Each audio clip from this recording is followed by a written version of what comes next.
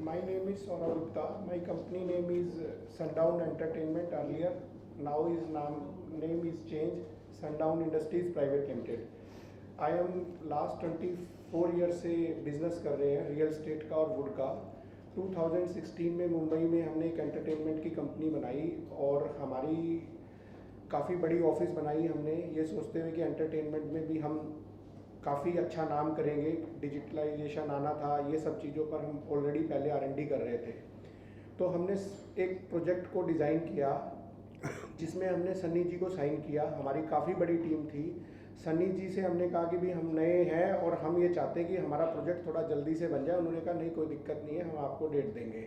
उन्होंने जो फीस मांगी हमने वो फीस एग्री कर ली। जैसे उन्होंने कहा हमने उनको पैसे दे दिए।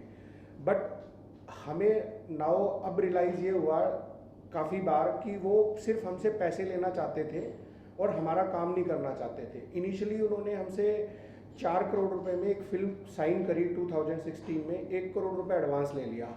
उसके बाद 1 करोड़ रुपए और ज़बरदस्ती हमसे ले लिया, उसी टाइम पे हमने दे दिया। उसके बावजूद उन्होंने हमारी पिक्चर को ना करके एक पोस्टर बॉय थी श्रेय तलपड़े जी की, वो करी, जो कि हमारी शूटिंग उनको दिसंबर और जनवरी में करनी थी और सारे काम हमारे प्री प्रोडक्शन के जो भी उनसे रिलेटेड थे वो उनको पूरे करवाने थे अक्टूबर तक, 2016 तक। बट फिर उन्होंने फ़ोन पे बात करना बंद कर दिया। फिर हम उनसे जैसे तैसे 2017 अप्रैल में मनाली में जाके मिले। तो उन्होंने बोला कि अभी आप थोड़ा सा रुक जाओ, मेरे बेटे की पिक्चर के लिए मैंने जी से कोई एग्रीमेंट कर लिया है पल पल दिल के पास, मैं उधर से उसका भी काम करता हूँ और आपका भी करता हूँ। उसके बाद तो फिर उन्होंने हमसे बात ही नहीं करी। उनके यहाँ एक सुनील सैनी जी हैं, उनसे ही हमारी बात होती रहती थी। ऐसे करते करते उन्होंने 2019 निकाल दिया कि अब करता हूँ, ये करता हूँ, वो करता हूँ। 19 में बोलते हैं कि ये सब्जेक्ट अब पुराना हो गया, ये डायरेक्टर में दम नहीं है, स्टोरी में दम नहीं है, आपके पैसे ख़राब हो जाएंगे, आप नया सब्जेक्ट ले आइए। मजबूरन हमें नया सब्जेक्ट ढूंढना पड़ा। सब्जेक्ट ढूंढने में भी वो इतनी परेशानी करते थे। हम अच्छे अच्छे डायरेक्टर लाते थे, वो उनको रिजेक्ट कर देते थे, सब्जेक्ट को रिजेक्ट कर देते थे। अंत में उन्होंने, सुनील सैनी जी ने ही हमारी मदद करी। उनके जो ऑफिस में थे, उन्होंने एक कोई एड पिक्चर बना रहे थे, विशाल विवेक चौहान, उनको साइन कराया और एक दीपक वेंकटेश को।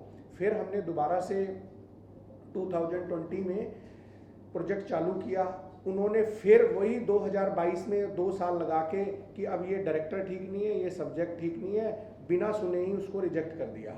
हमने 2022 में उनको बोला कि भाई देखो, हम अब आपके साथ कर नहीं सकते, आप बताओ करना क्या है। तो बोलते ठीक है मैं बताता हूँ। फिर मिलना बंद। उनका एक गगन था जिससे हमारे दशरथ राठौर जी हैं हमारी कंपनी के, जो बॉम्बे से रिप्रेजेंटेटिव करते थे। तो हमने उनको कहा ना तो हम डायरेक्टर लाएंगे ना हम राइटर लाएंगे, आपके पास कोई बाउंस प्रोजेक्ट है तो आप बता दीजिए, हम कर लेते हैं। फिर उन्होंने हमें अगेन मार्च में फ़ोन किया राठौर जी को, उनके ऑफिस से राठौर जी गए, समझ के आए। एक राम जन्मभूमि करके प्रोजेक्ट उनके पास आया हुआ था, उसका राइटर मनोज नोटियाल, और उसी ने ही सब्जेक्ट वो लिखा था। तो हमारे राठौर जी को भी ठीक लगा। बट वो ये कह रहे थे कि इसमें कुछ भी करने की जरूरत नहीं है, ये मेरी तरफ से आज प्रोजेक्ट बिल्कुल 100% तैयार है, मैं 1 जून से इसकी शूटिंग कर दूंगा। तो इन्होंने मेरे को बॉम्बे बुलाया, मैं बॉम्बे आया। तो मेरे को सन्नी जी ने बोला कि मेरे बेटे की शादी है, अब ये पिक्चर तो आप और हम कर ही रहे हैं, आप मुझे ना कुछ पैसे दे दीजिए, बाकी हम कर लेंगे। तो मैंने उनको 50 लाख रुपए दे दिए। एक एग्रीमेंट हमारा ड्राफ्ट हो गया। जो उनको हमने पहले पैसे 4 करोड़ रुपए फीस देनी थी, उन्होंने कहा कि अब मेरी फ़ीस थोड़ी सी ज़्यादा लेता हूँ मैं। तो हमने कहा भी हम आपको पहले अपनी कॉस्ट निकाल लेंगे, उसके बाद जो पैसे बचेंगे उसमें से हम आपको 2 करोड़ रुपए पहले दे देंगे, प्रॉफिट हम बाद में लेंगे।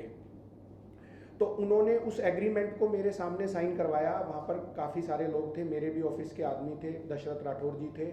उस एग्रीमेंट को में उन्होंने एक पन्ना ही चेंज कर दिया। 4 करोड़ की जगह 8 करोड़ फीस कर दी और 2 करोड़ रुपए प्रॉफिट में कर दिए। जब हमने 50 लाख रुपए दे दिए तो इन्होंने, उनके ऑफिस के बंदे ने वो एग्रीमेंट पैक करके 2 दिन के बाद हमारे राठौर जी को दे दिया। राठौर जी ने वो हमारे दिल्ली पहुंचा दिया। जब हमने उसको पढ़ा, खोला, तो हमने उनसे बात करनी चाहिए, इन्होंने बात करना ही बंद कर दिया और एक मेल डालना लग दिया कि तुम्हारे पैसे फोरफिट हो गए। उसी एग्रीमेंट में, जो कि हमारा साइन नहीं हुआ हुआ, सन्नी जी का साइन हुआ हुआ है, उसकी कॉपी चाहे तो हम आपको प्रोड्यूस भी कर सकते हैं, हमारे पास है अभी। मतलब वो बेसिकली काम करके कोई पैसे नहीं लेना चाहते, सिर्फ पैसे लेना चाहते हैं हर कंडीशन पे, और वो ये समझते हैं कि भी हम उनका कुछ नहीं कर सकते।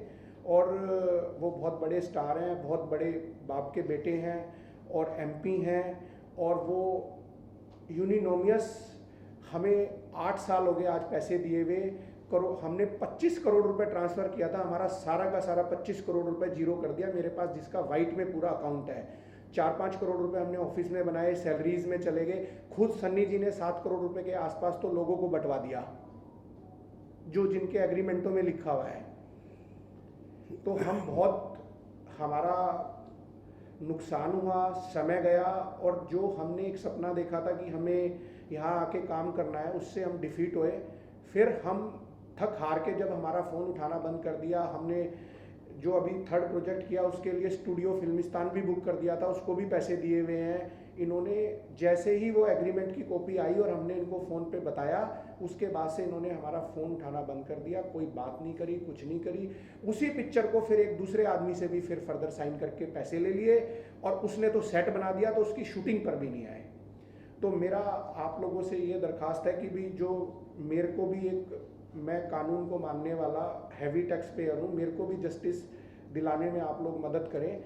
जो सन्नी जी ने गलत किया है तो उसके लिए उनको सज़ा मिले, और मैं यही चाहता हूँ कि आगे से कोई मेरी तरह इनोसेंट आदमी उनके इस जाल में ना फंसे।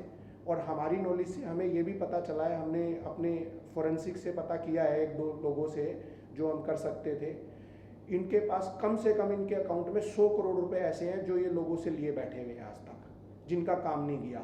लेकिन इस लाइन में कोई भी आदमी हिम्मत नहीं करता, वो इंडस्ट्री उसको डिफीट कर देती है, कोई और आदमी उससे काम नहीं करना चाहता। लेकिन हमने ये इसलिए डिसीजन लिया कि भाई हम तो चलो हमारा लॉस हुआ, समय का लॉस हुआ, बट किसी और भाई का ना हो।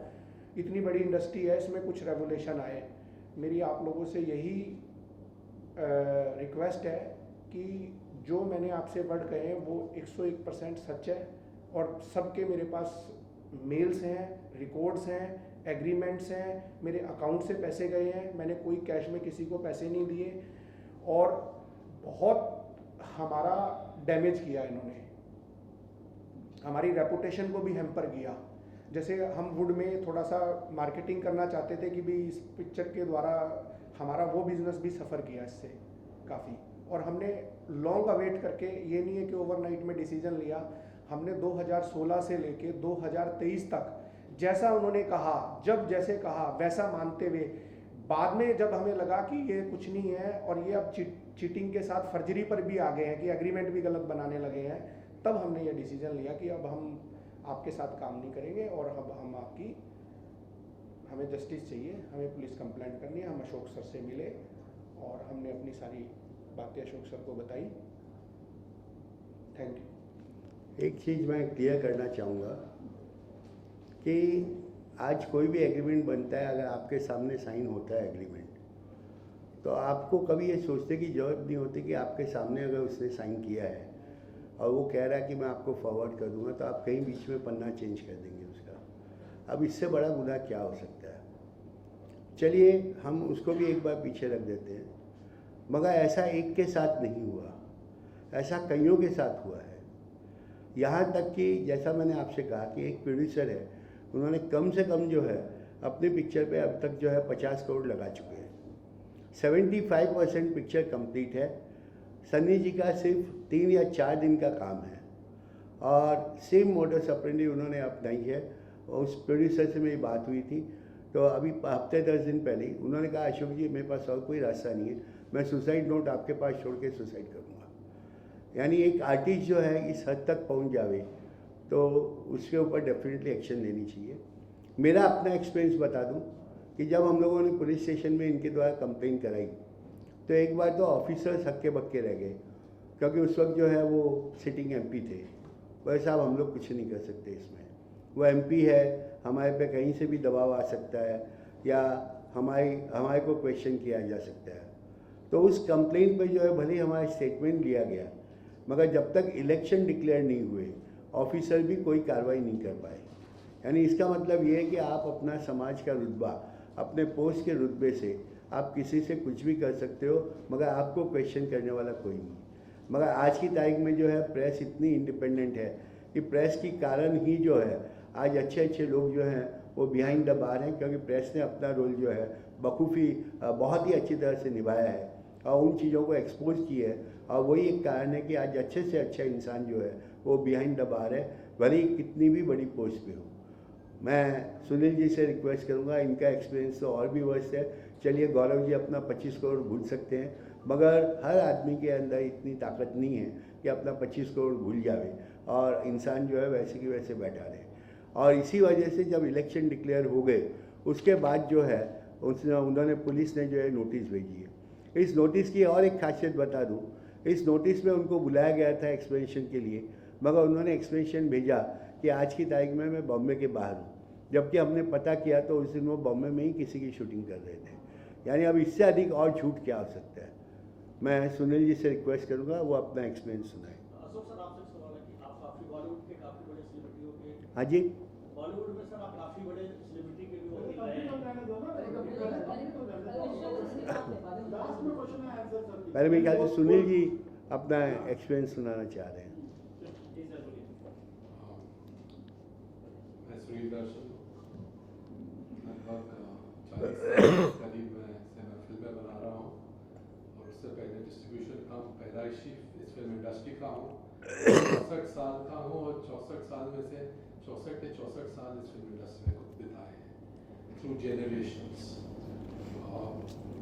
हमारा मेरे फादर एक फिल्म प्रोड्यूसर थे पहले, और फिर एक सेंट्रल इंडिया और सर्किट्स के बहुत बड़े डिस्ट्रीब्यूटर रहे और हमारा बहुत बड़ा इक्विपमेंट का बिजनेस भी था यहाँ पे। उस ज़माने में जब इक्विपमेंट्स बहुत रेयर होते थे इंडिया में, अभी तो सब कुछ आप कैमरा शेयर से खरीद लेते हो, लेकिन उस ज़माने में 300% ड्यूटी भर के आता था सामान ऑफिशियल।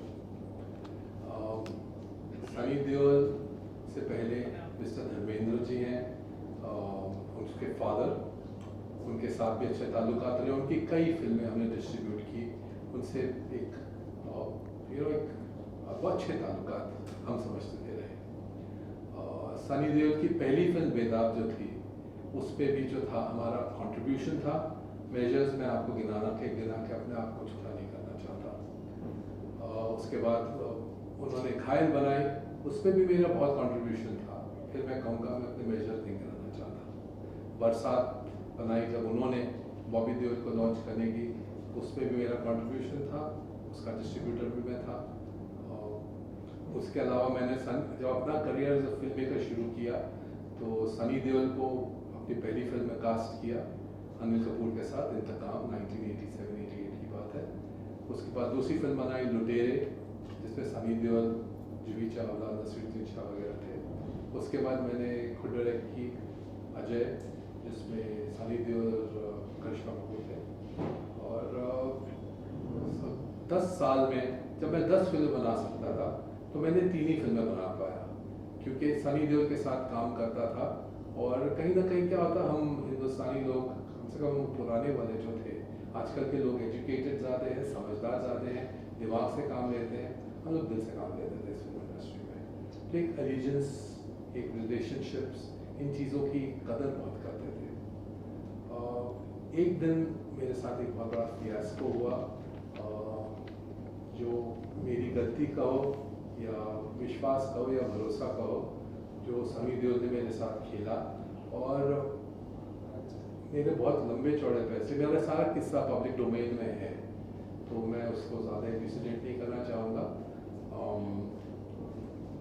बहुत बहुत बहुत धोखा किया मेरे साथ। आप यकीन करोगे कि मैंने उन्होंने कहा, पैसे देने के बाद कहा चलो मैं आपकी फिल्म तो कर ही रहा हूँ तो कहानी सुनाओ, वही जो इन्होंने से पता है कैसे खींचने का। अब मैं उसके हर चाल समझने लग गया था तब तक। तो मैंने उनको एक फिल्म की कहानी, बोलो हैदराबाद आके मुझे कहानी सुनावा गया, तो उनको कहानी सुनाई मैंने। कहानी सुनने के बाद उस आदमी ने क्या कहा मालूम है, सुनील ये कहानी ठीक नहीं, तो मैं उस पर बहुत मेहनत करनी पड़ेगी, पैसे तो पूरे ले चुका था, तो मैंने मेहनत करनी पड़ेगी, कितना धोखा दे रहा है। उस कहानी का नाम वो फिल्म है जिससे अक्षय कुमार का आज का 25 साल का करियर खड़ा है। उस फिल्म का नाम था जानवर। उसकी नीयत देखते हुए मैं सोचा चलो उसका वो हमेशा ही फाइनेंशियल प्रॉब्लम में रहता है। बैंक का भी पैसा कहाँ दिया है अभी?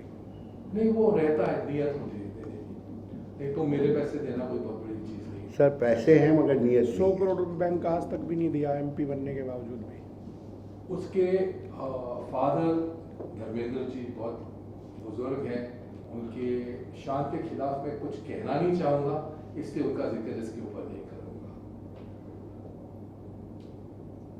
कोर्ट गया, कोर्ट से मुझे कोर्ट के इंडिया के chief justice retired of India थे वो मिस्टर भरूचा, बहुत ही वरिष्ठ जज थे, और जस्टिस गौतम पटेल जो आजकल हैं वो सनी देओल की तरफ से लॉयर थे, मेरी तरफ से जो भी थे नाम है याद नहीं है।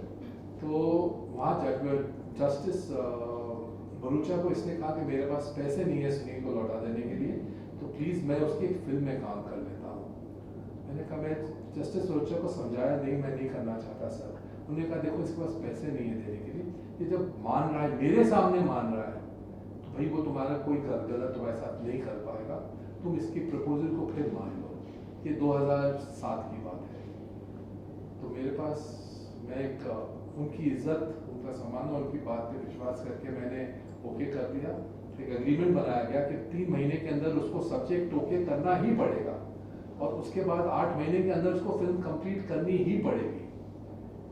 वो 11 महीने गुजर गए, उसने मेरे से मेरा सब्जेक्ट जो था वो 90वें दिन पे सुन के, वो भी मुझे उसके पीछे पढ़ के सुनाना पड़ा, तब उसने ओके किया था।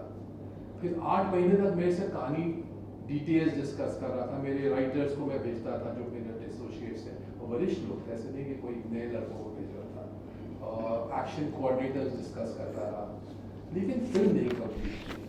एक दिन मुझे समझ आया कि तो 11 महीने गुजर चुके हैं, उसने फिल्म शुरू ही नहीं की, खत्म करने की तो बात दूर है। तो मैंने अपने वकील साहब को नोटिस भिजवाया, जिसका उसने जवाब दिया कि मैंने कब कहा कि मैं फिल्म कर रहा हूँ, मैंने ओके किया ही नहीं। क्यों? तो पूछा क्यों? बोले मैंने इसके डायलॉग्स कहाँ ओके किए, तो मैंने उससे कोई डायलॉग्स ओके कराने नहीं थे।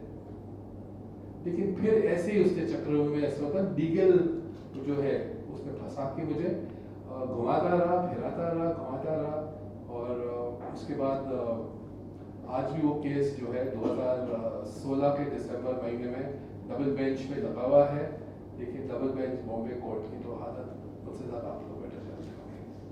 तो कोई हियरिंग नहीं हुई, ना वो पैसे देना चाहता है, ना नियत रखता है देने की। नहीं होते आदमी समझ सकता है कि you bear with the person. सिर्फ इतना कहना चाहूँगा कि 1996-97 जबकि वो सारे पैसे थे, उससे कुछ 2-4 साल पहले उसके फादर ने एक खंडाला में प्रॉपर्टी खरीदी थी, तो वो भी प्रॉपर्टी की वैल्यू जो थी, जितने पैसे मेरे से लिए थे उससे ज़्यादा नहीं थी, कमी थी। उस प्रॉपर्टी को सुना था कि 2020 में एक मुंबई मिरर के फ्रंट पेज या बैक पेज पे एक स्टोरी आई थी कि कहीं कोई 200-250 करोड़ रुपए में इन्होंने किसी MP को, सनी देओल ने जो है वो किसी MP को बेची है, और बेचने के बाद फिर कोई बैक ट्रैक हो गया, कोई किस्सा लंबा चौड़ा, वो भी स्कैंडल हो गया था। पैसे ले लिए थे। That was for five-star hotel. हाँ जी, किसी को उसका पोर्शन बेचा था और वो बैकस्टैप हो गया। वो केस अभी भी चल रहा है। इन्होंने लैंड ही नहीं दी उनको, लैंड नहीं दी, पैसे बैकआउट ले हो लिए गए, कैश में। पैसे ले लिए और ज़मीन नहीं दी और बैकआउट हो गए। और वो केस अभी भी जहाँ तक मुझे कैश का याद तो है केस आदमी पूना डाल नहीं कोर्ट के सकता। अंदर पेंडिंग है वो। और ऐसे ही किस्सा, मैं तो लीगैलिटीज नहीं जानता था, लेकिन ऐसे ही चलता रहा, उसको होश भी नहीं, उसको याद, उसका तो ये है कि मैंने कॉन्क्वेस्ट कर लिया, फलाने की जेब काट ली और आगे बढ़ गए। एक और आपको बात बताऊं, सनी देओल के सारे किस्से के बाद 2006-5 में उनके एक सेक्रेटरी थे मिस्टर बाग सिंह, बहुत ईमानदार, पुराने ज़माने के वफादार आदमी थे और ईमानदार थे। उन्होंने मुझे अप्रोच किया कि भाई बॉबी के करियर में कुछ लो चल रहा था पीरियड, तो उन्होंने मुझे अप्रोच किया कि भाई अगर आप फिल्म बनाते हो तो आप बॉबी को क्यों नहीं दे देते। तो मैंने बॉबी को उसके साथ एक कॉन्ट्रैक्ट किया, बॉबी के साथ, जिसमें उसने मेरी फिल्में करनी थी, सेट ऑफ फिल्म्स, और उसका कॉन्ट्रैक्ट का क्लॉज ये था कि जब तक वो मेरी फिल्में खत्म नहीं करे कहीं दूसरी जगह काम नहीं कर सकता। बॉबी देओल ने मेरी फिल्म की बरसात, उसके बाद दोस्ती में काम किया तुरंत बाद, और तुरंत उसके बाद शाका लाका, 3 फिल्में बैक टू बैक की। मुझे उससे कोई शिकवा शिकायत नहीं है। उसने अपने पैसे मांगे तो उसने इतना कहा था भाई मेरे पैसे मुझे मिल जाने चाहिए, ऐसा नहीं हो कि सनी के पैसे मेरे पे एडजस्ट हो जाए। तो वो पैसे अपने ले गया, मैं वहीं का वहीं रुका हुआ हूँ, कोई जवाब नहीं, कोई कुछ नहीं। फिर मैं आपको कहता हूँ, मैं उसके फादर के बारे में कुछ नहीं बोलना चाह, वो सीनियर है। तो ये किस्सा जो है ये मैं तो एक हूँ, और मैं तो फिर भी मैं समझता हूँ काबिल हूँ। यू नो कितने लोग हैं जो इनके ऑ में, इनकी वो हेलो में जो है फंस जाते हैं। और अनगिनत लिस्ट है लोगों की। मैं एक गुजराती आदमी को जानता हूँ जो अब अमेरिका इंडिया छोड़ के चला गया, वो इतना डिसइल्यूजन हो गया था यहाँ से। तो ऐसे तो कई हैं, और ये इनकी सनी देओल साहब जो है इनकी आदत सी है।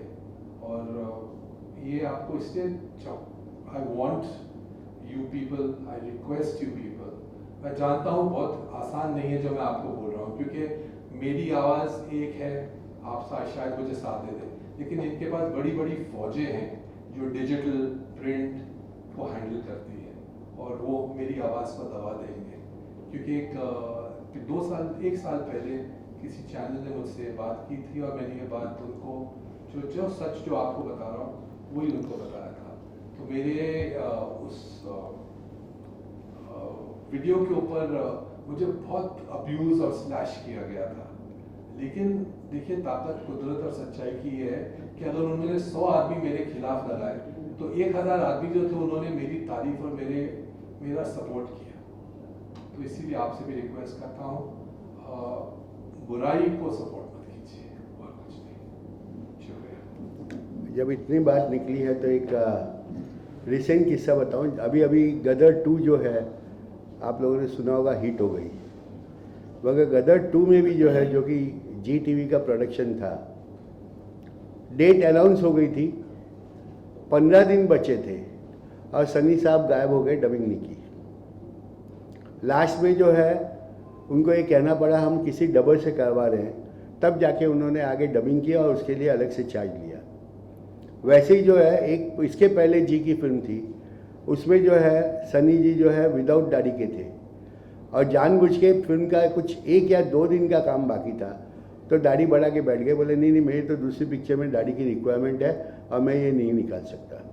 और जहाँ तक मुझे याद है, मैंने सुभाष जी को और सनी को जो है सांताक्रूज ईस्ट में एक 5 स्टार होटल थी जो बंद हो गई कोरोना के दरमियान, वहाँ पे दोनों को बुला के मीटिंग करवाई और फिर कुछ एडिशनल लेन देन हुआ, तब जाके उन्होंने वहीं शेविंग करवाई और उनकी 2 दिन की शूटिंग की।